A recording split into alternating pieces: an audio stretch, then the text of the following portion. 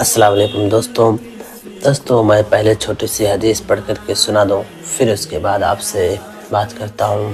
حضرت انس رضی اللہ تعالیٰ عنہ روایت کرتے ہیں کہ رسول اللہ صلی اللہ علیہ وسلم نے ارشاد فرمایا، میری آنکھوں کی ٹھنڈک نماز میں رکھی گئی ہے۔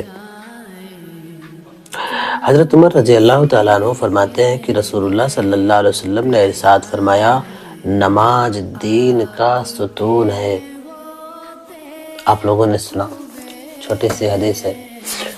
اللہ کے نبی صلی اللہ علیہ وسلم کہتے ہیں کہ میری آنکھوں کی ٹھنڈک نماز میں ہے، یعنی نماز قائم کرو۔ سیدنا حضرت عمر رضی اللہ تعالیٰ عنہ کہتے ہیں کہ نماز ستون ہے۔ ستون سمجھتے ہو میں کیا کہہ رہا ہوں؟ میں بتا دوں، چھوٹی سی مثال دوں۔ جیسے گھر بنایا ہے نا، اب اس گھر سے پہلے آپ نے جو بنیادی دیوار کھڑا کر رکھی ہے، یہی چھت کا ستون ہے۔ سمجھ رہے نا بات کو؟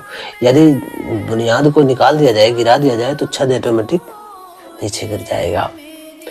کہنے کا مطلب یہ ہے کہ یدی ہم نماز کی بے حرمتی کرتے ہیں، مسجد میں جا کر کے ہردنگائی کرتے ہیں، مسجد میں جا کر کے مسجد کی بے ادبی کرتے ہیں اور طرح طرح کی خرافات سے مسجدوں کو بھر دیتے ہیں، تو اب یقین سے کہو کہ اللہ کے نبی صلی اللہ علیہ وسلم کی آنکھوں کو ہم ٹھنڈک پہنچا رہے ہیں۔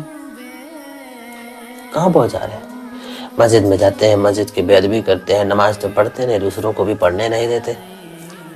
دیکھو ان لونڈوں کو، ان لڑکوں کو دیکھو، چھوٹے چھوٹے بچے تھوڑی نہ ہیں، بڑے بڑے ہیں، اور بے حیائی ایسے کر رہے ہیں جیسے چھوٹے بچے ہوں۔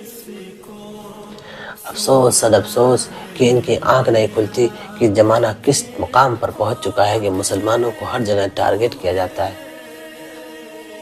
داڑھی موچھ اور ٹوپی دیکھ کر کے مسلمانوں کو کتنی تکلیفیں اٹھانی پڑتی ہے، کہیں ایک میں مسلمانوں کو مارا جاتا ہے، پھر بھی ان کی آنکھیں نہیں کھلتی۔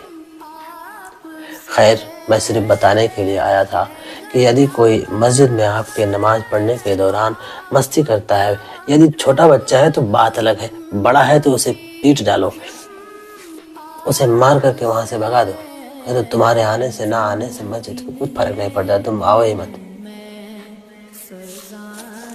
ایک زمانہ تھا، لوگ کہا کرتے تھے کہ یدی مسجد میں نمازیوں کے پیچھے چھوٹے چھوٹے بچوں کے ہنسنے کودنے کی آواز آتی ہے تو یہ جان لو کہ ہماری آنے والی نسل، آنے والی پیڑھی مسجد میں آنے جانے والی بن جائے گی۔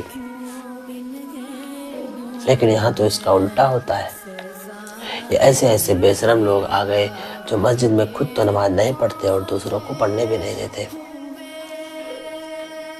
خدا حافظ دوستوں۔